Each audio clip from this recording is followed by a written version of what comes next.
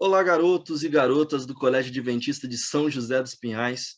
É uma alegria imensa para mim estar aqui com vocês nessa semana muito especial. É uma semana do criacionismo e ela está acontecendo em todos os colégios da rede adventista de educação, pelo menos aqui na nossa divisão sul-americana. Eu me chamo Augusto Biólogo, sou membro, então, do Ministério Decifrando Gênesis, que tem o intuito de levar a mensagem do criacionismo a escolas, às igrejas e às universidades em si.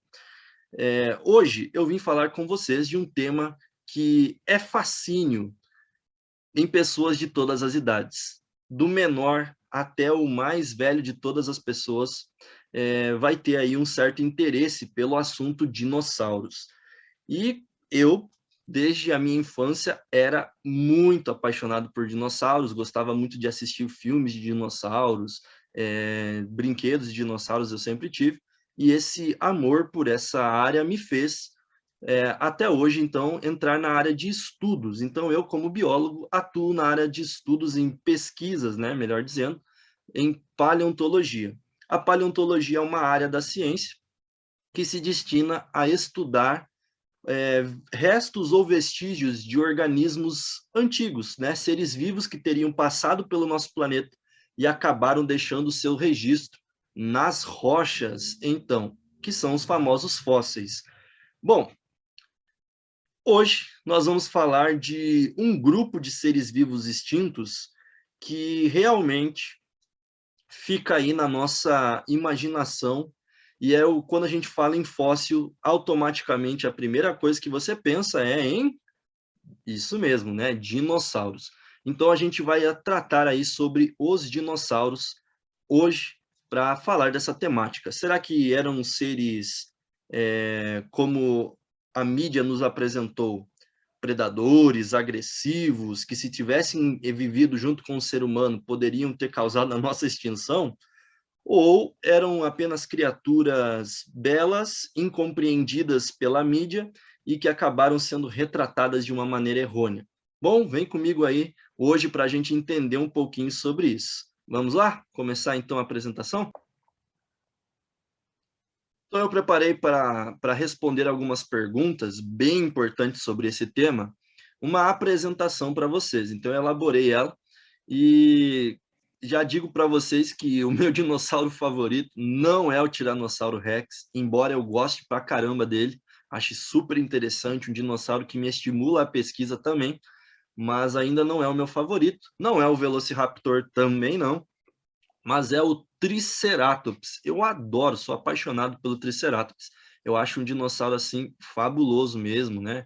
Ele tinha ali toda aquela questão no pescoço, aquela camada, né? Aquele escudo que ele tinha ali na região da cabeça era muito importante para a defesa desse animal e até mesmo para fazer ali aspectos de reprodução na sua época. Bom, quando a gente fala em dinossauros, é claro que a gente não pode negar que quem influenciou essa febre na sociedade atual e até mesmo até alguns anos atrás, quando começou, foi a mídia. E no ano de 1991, um, um pesquisador, um grande leitor, resolveu aí escrever um livro sobre dinossauros retratando a possibilidade de recriá-los, de trazê-los de volta à vida. Esse livro, que posteriormente virou um filme dirigido aí pelo Steven Spielberg, nem um pouco conhecido, né? Revolucionou toda a temática dinossauros e a paleontologia como ciência.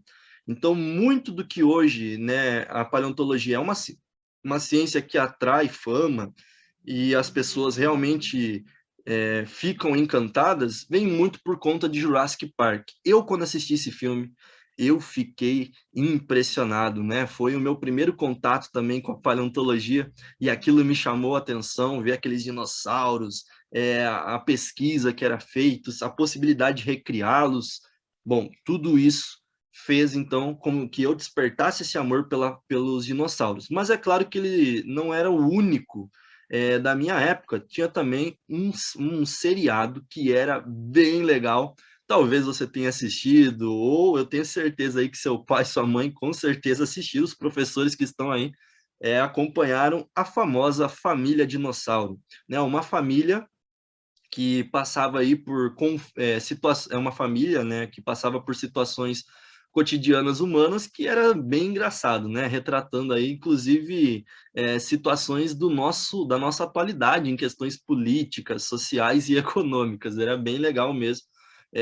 O Baby era o grande personagem principal aí que fazia a gente dar boas risadas, né. Quando a gente entra já nesse novo século, século XXI, tem um seriado também que era de 3 episódios, então era uma minissérie, na verdade, que se chamava Dinotopia. Inclusive passou algumas vezes no SBT, né? Eu não sei se você vai se lembrar, mas quem é da minha época sabe que o SBT reprisou várias vezes aí o Dinotopia. E ali apresentavam dinossauros que inclusive conversavam com seres humanos. Olha só que coisa. Também aí agora mais atuais, né, nós temos aí Jurassic World, que tenta retrazer a franquia Jurassic Park, e O Bom Dinossauro, já um filme mais para crianças, propriamente dito, né?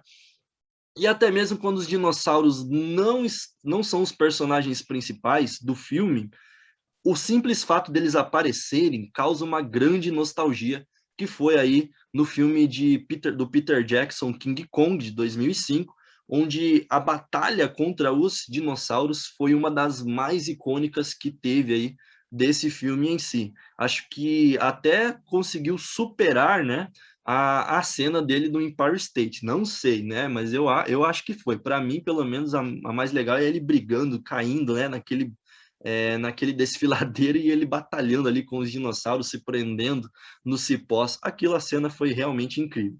Então, dinossauros, galerinha, a mídia trouxe para nós eles como sendo, trazendo esse fascínio para todas as pessoas do mundo. E o que ocorre, por exemplo, quando eu sempre vou falar desse tema, e eu sempre tenho que responder essa pergunta, os dinossauros realmente existiram? Por incrível que pareça, existem pessoas que ainda duvidam que os dinossauros realmente existiram. Tem muitas pessoas que às vezes chegam para mim e falam, né, principalmente aquelas que são de mais idade, né, isso aí é invenção, inventaram, né, é que nem o conto aí do Coelhinho da Páscoa, do Papai Noel, né, não, na verdade os dinossauros existiram porque eles estão registrados, né, eles deixaram a identidade deles marcada nas rochas através dos fósseis, e hoje a gente já encontrou aí milhares de fósseis de dinossauros espalhados por todos os continentes, por todos os tipos de ambientes que você imaginar, existem fósseis de dinossauros, e não apenas esqueletos inteiros deles, como esse que eu tenho aqui, né? Você tem também vestígios, como rastros, tocas, os ovos, fezes que acabam se fossilizando também desses animais, pegadas que ficaram registradas no solo. Então, sim, eles existiram, não dá para ter dúvida a respeito disso. Existem alguns famosos que a gente tem um carinho muito especial também, mas que na verdade não eram dinossauros. Eram apenas répteis que viveram na mesma época que os dinossauros e acabam aí, devido à questão do filme, que a gente acaba chamando de dinossauro, mas na verdade nem é, né? Biologicamente falando.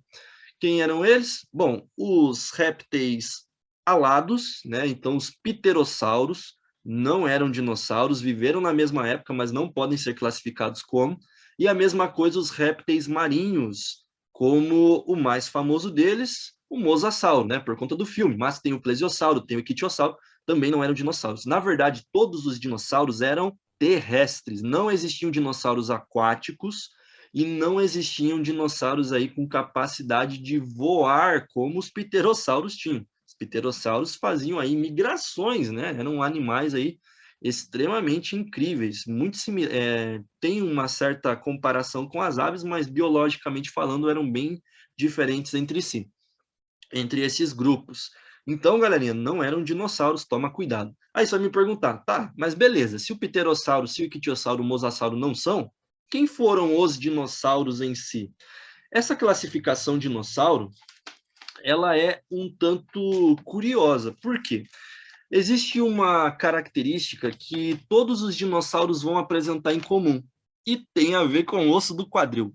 Sim, né? A gente pega lá os ossos do quadril do dinossauro, da bacia, e até hoje o melhor método para definir que o fóssil que você encontrou é de um dinossauro é se dentro desse osso da pelve você encontrar então a presença de uma abertura, um buraco, né, dentro desse osso, que é o que você vê aí nessas imagens. Eu estou passando agora o laser aqui do mouse para que vocês possam acompanhar, então, essa estrutura. Então, todos os dinossauros têm essa abertura ali na região da pelve.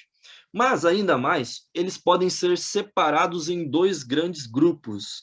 Você tem o grupo dos saurísquios e você tem o grupo dos ornitísquios. Quem eram os saurísquios?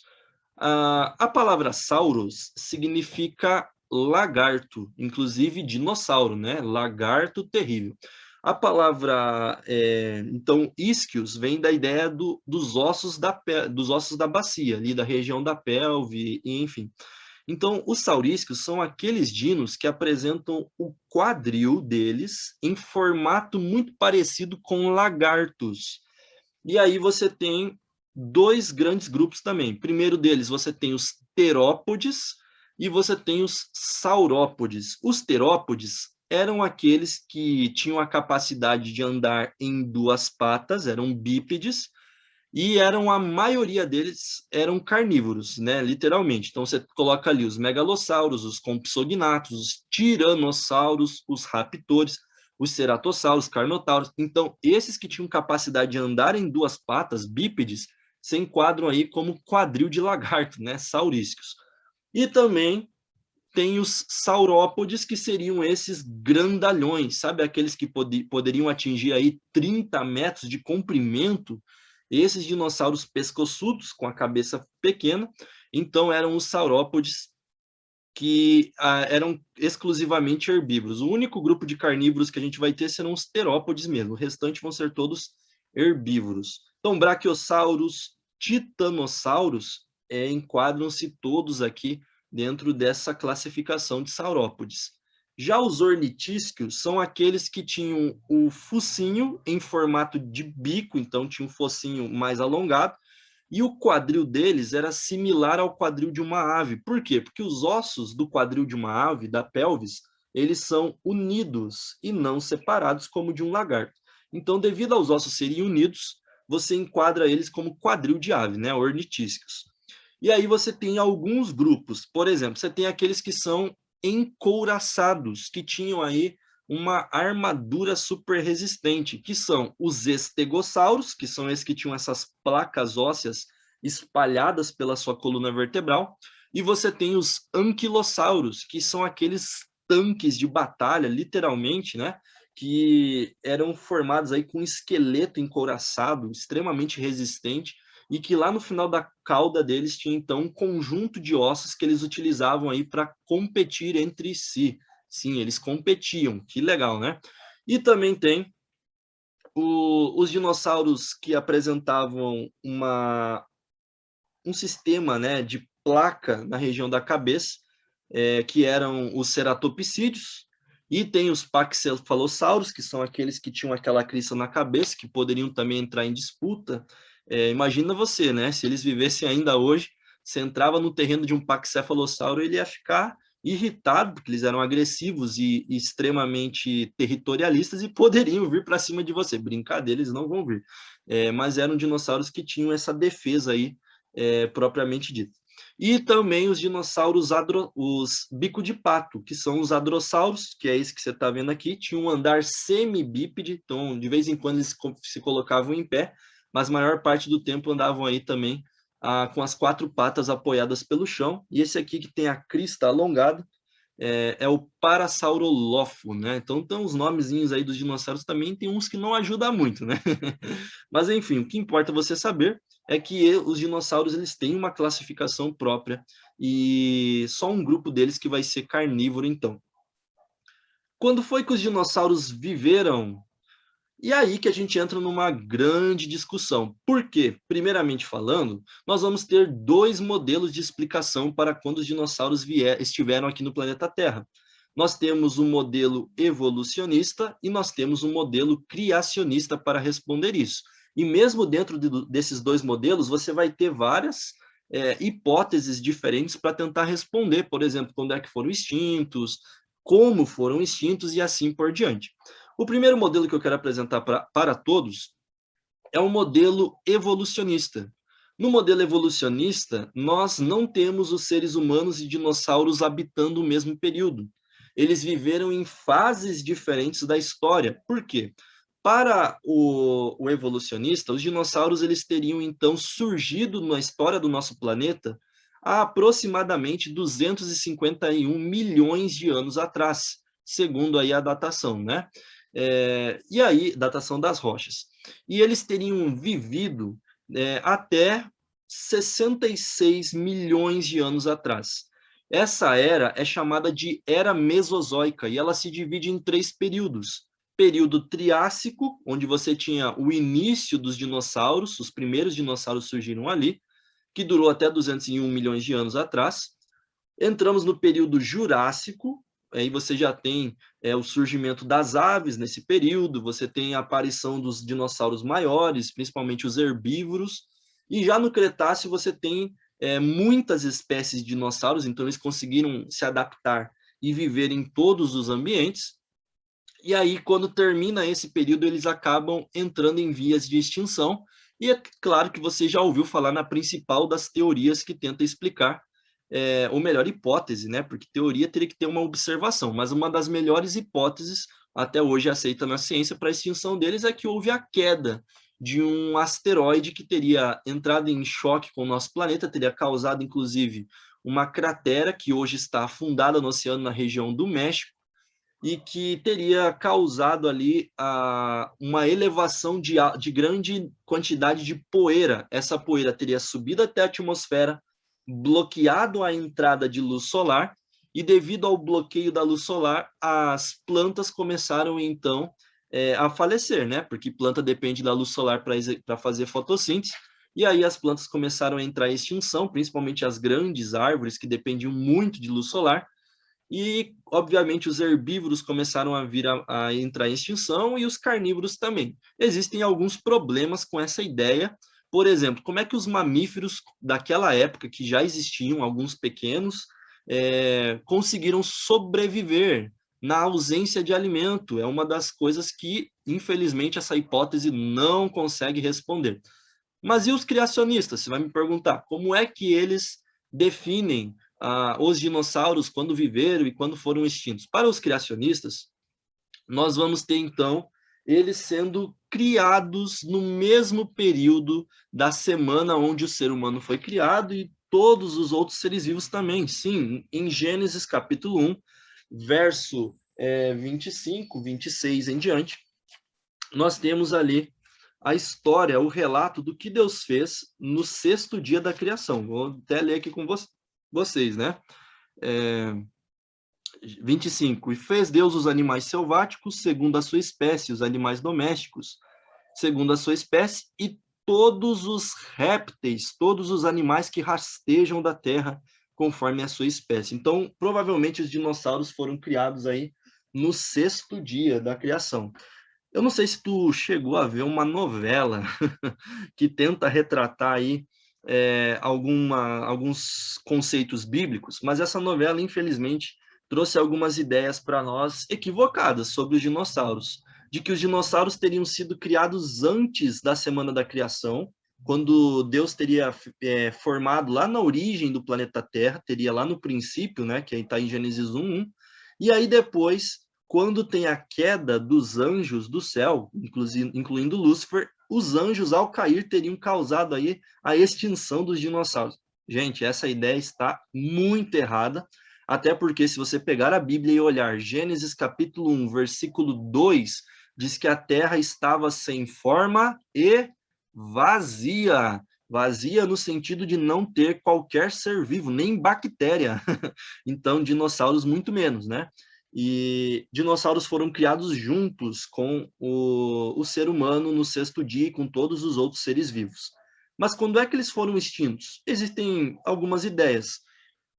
Para o criacionista, alguns, melhor dizendo, inclusive é uma grande parte dos criacionistas, entendem que os dinossauros foram extintos no dilúvio, que teria havido então uma grande catástrofe hídrica no nosso planeta, que teria encoberto o nosso planeta de água, lama e vulcões entrando em erupção ao mesmo tempo. Eu acredito que vai ter uma palestra sobre esse assunto com vocês, e teria causado aí a extinção dessas criaturas de uma vez só, e Deus teria impedido a entrada dos dinossauros.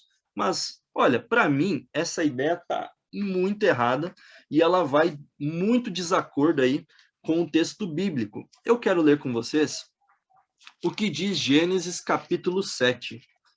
Porque Gênesis capítulo 7, ele nos dá uma informação preciosa a partir do versículo 13. Diz assim, ó: no mesmo dia entraram Noé, seus filhos e sua mulher e mulheres dos seus filhos na arca. Eles e, vamos lá, ó, todos os animais segundo as suas espécies, todos os gados, né, segundo a sua espécie daquela época, todos os bovinos, todos os répteis que rastejam sobre a terra, todas as aves que voam sobre o céu, todos os pássaros, tudo que tem asa, de toda a carne em que há fôlego de vida, entraram de dois em dois na arca de Noé. Você percebeu quantas vezes o texto enfatiza a palavra todos, totalidade? 7. 7 vezes o texto vai afirmar que todos os animais entraram na arca. Ainda fala que todos os répteis entraram na arca. Isso me leva a crer com certeza de que os dinossauros estiveram na arca, mas que por alguma razão, infelizmente, aí não sobreviveram, né, posteriormente. É bem provável que depois do dilúvio, eles tenham se extinguido devido à ausência de alimento, à competição, a competição interespecífica que aconteceu ali, e a ausência de alimento e a total mudança climática. Então, eles viviam em um ecossistema, depois do dilúvio eles entram em um novo ecossistema, uma idade do gelo, né? Uma época onde o planeta ficou bem coberto por gelo, em algumas partes dele. Tudo isso teria causado, então, a extinção dessas criaturas fantásticas. Mas, na minha opinião, estiveram sim na arca, porque o texto bíblico nos diz isso. Bom, vou responder algumas perguntas agora que talvez você tenha e que são perguntas que todo mundo faz sobre os dinossauros em si. E já começo com qual é o tamanho dos dinossauros, ou qual era o tamanho dos dinossauros, né? Se eu fizesse uma pesquisa agora nas turmas, provavelmente a gente ia ter a ideia de que os dinossauros eram grandalhões, giganormes, mas na verdade eles eram a maioria bem pequena. A maioria não ultrapassava aí o tamanho de um cachorro, de uma capivara que nós temos hoje. E alguns eram tão pequenos que poderiam aí ter o tamanho de uma galinha, de um gato e assim por diante.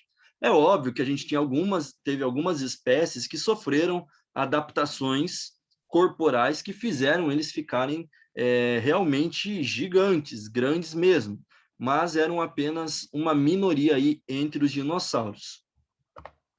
Outra pergunta: o que os dinossauros comiam? Nós temos um preconceito de imaginar que os dinossauros eles eram a maior parte deles carnívoros, né? Gostavam ali de se alimentar de carne, mas eu já falei para vocês que era um pequeno grupo chamado aí de terópodes que eram os carnívoros. Só para você ter ideia, de a cada 10 dinossauros, foi feita uma estimativa de um artigo científico recente, 9 eram herbívoros, ou seja, comiam vegetais, e apenas 10% deles seriam então os carnívoros em si. Até mesmo alguns dinossauros que o filme retratou como sendo carnívoros nem o eram completamente carnívoros. Por quê? Porque eles tinham uma alimentação mais próxima da alimentação onívora, que é aquela que você come vegetais e come carne, né? Então, a maior parte deles eram onívoros, aqueles que foram representados como sendo essencialmente carnívoros e predadores. Eles não eram animais predadores e caçadores. Alguns até poderiam ser, mas a maioria não. E como é que a gente sabia, como é que a gente descobriu isso? Através da análise do cocô fóssil desse dinossauro, né? Sim, dá para estudar aí fezes de dinossauros que acabaram sendo aí preenchidos por minerais na rocha, e aí a partir da análise desses coprólitos, que é o nome científico, é possível, então, reconhecer o que os dinossauros comiam. Toma cuidado, né? Não vai começar a chamar o teu coleguinha de coprólito, né? Por favor.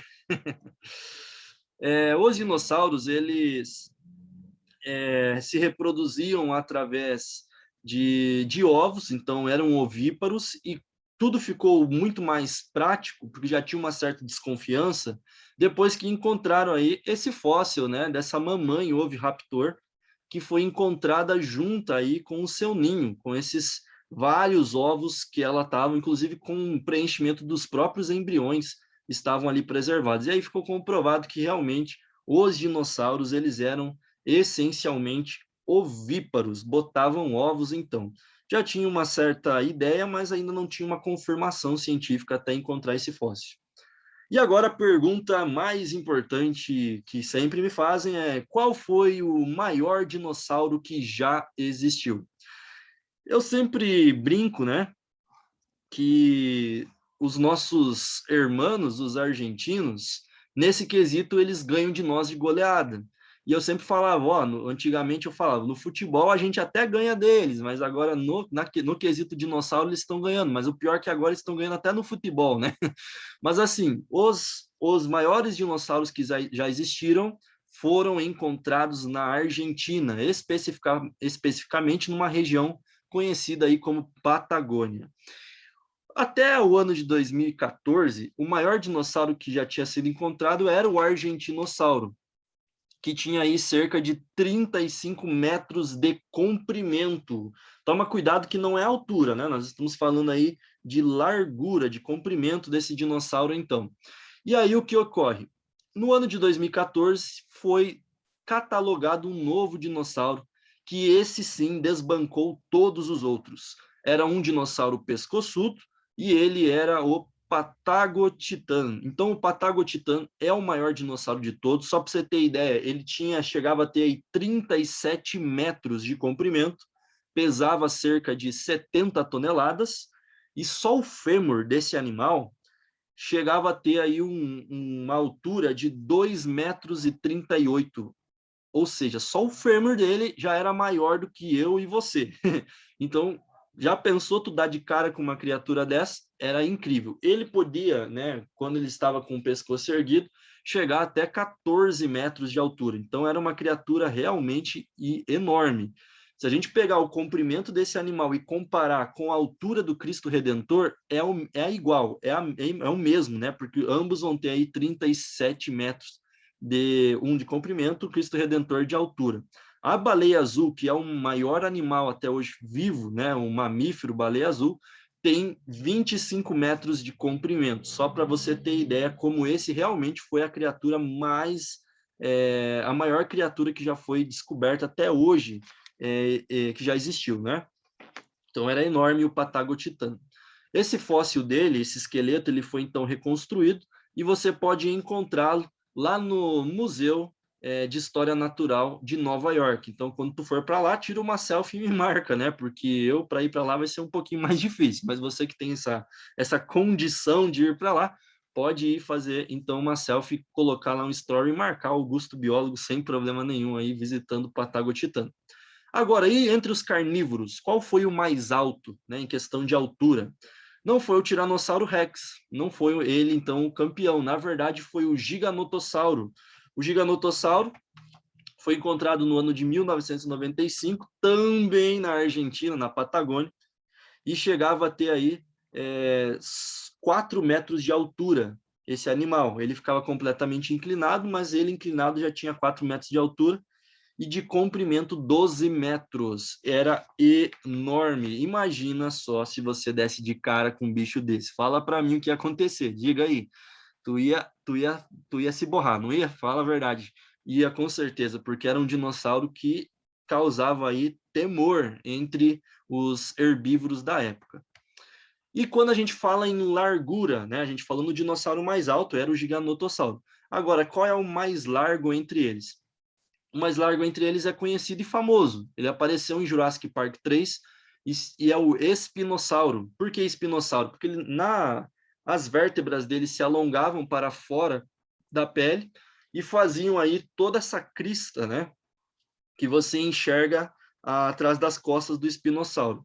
Era um animal dos poucos dinossauros, apenas 2 espécies que já foi confirmado que tinham um tipo de viver anfíbio. Quando eu digo anfíbio, é que vivia em 2 habitats, né? Ele era um animal que em alguns momentos estava na região terrestre, mas ele literalmente mergulhava para pescar peixes e vertebrados marinhos que ele pudesse encontrar ali. Então era um dinossauro que tinha como característica dele aí fazer mergulhos dentro da água. Então o espinossauro, de comprimento, ele chegava a ter 15 metros. Então até hoje é o recordista aí sobre o dinossauro mais largo carnívoro.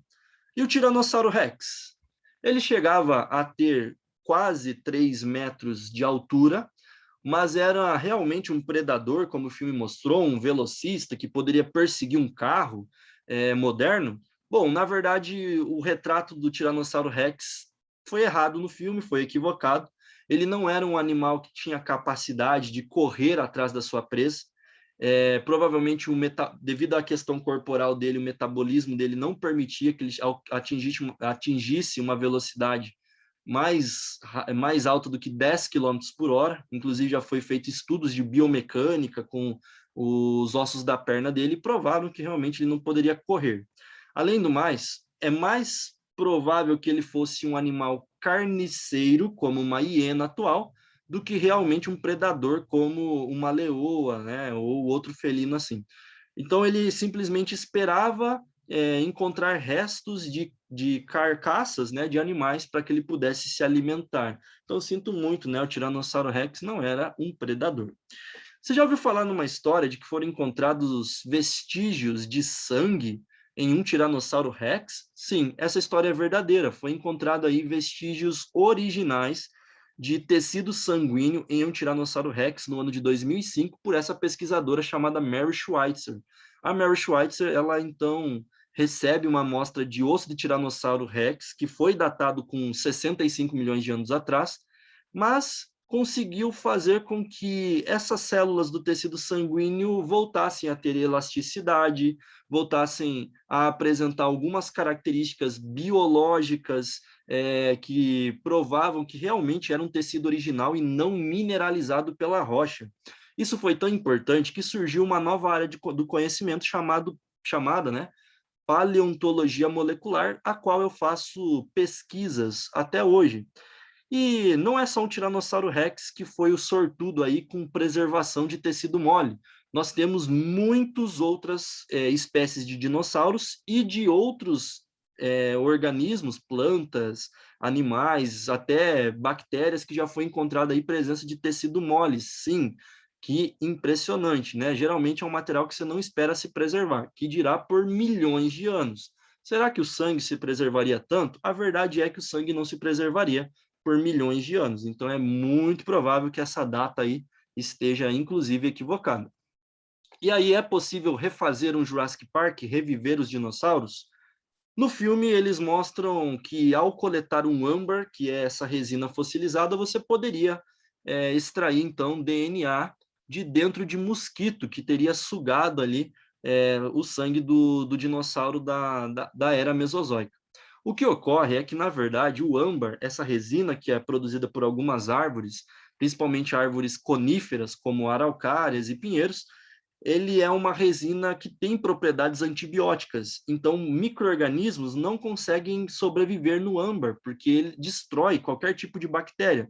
E por isso que o âmbar é excelente para conservação e preservação de vários organismos. Você encontra ali insetos, répteis, pequenos mamíferos que já foram preservados, anfíbios, mas já foi inclusive tentado encontrar amostras sanguíneas dentro de um mosquito no âmbar. E aí ficou surpreso porque na verdade dentro do mosquito não existia absolutamente nada, o mosquito estava oco por dentro, porque a resina ela tem propriedade antibiótica apenas pelo lado externo e por dentro a digestão, né, a degradação do animal depois que ele acaba morrendo ela vai operar e vai continuar. Então, a preservação é apenas externa. E é só a casquinha que a gente vê do mosquito. Mas e se encontrar DNA de dinossauro? Será que não é possível? Bom, aí você precisaria de 2 coisas. Esse ano, agora em 2021, está sendo aí falado de um artigo que publicou a presença de material nuclear dentro de fósseis de dinossauros, possivelmente aí presença de DNA. Só que para você recriar uma espécie já extinta, você precisa de duas coisas.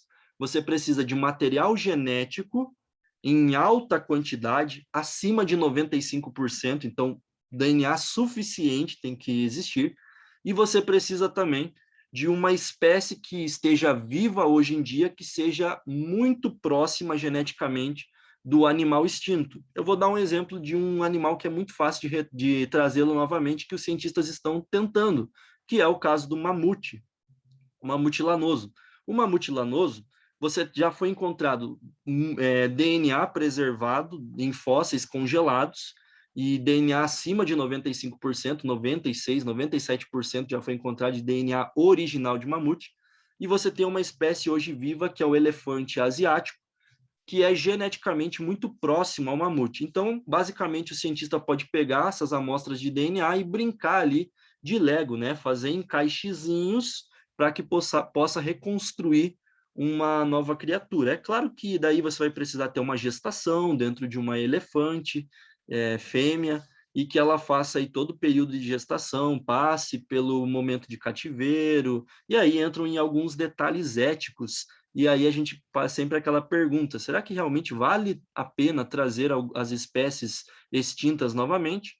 Bom, essa é uma outra questão que eu posso vir falar com vocês aqui, mas a verdade é, dinossauros, pelo menos por enquanto, não podem ser revividos. Então, Jurassic Park não vai acontecer. Um Pleistoceno Park até pode, né? Que daí seriam os animais que viveram nessa época.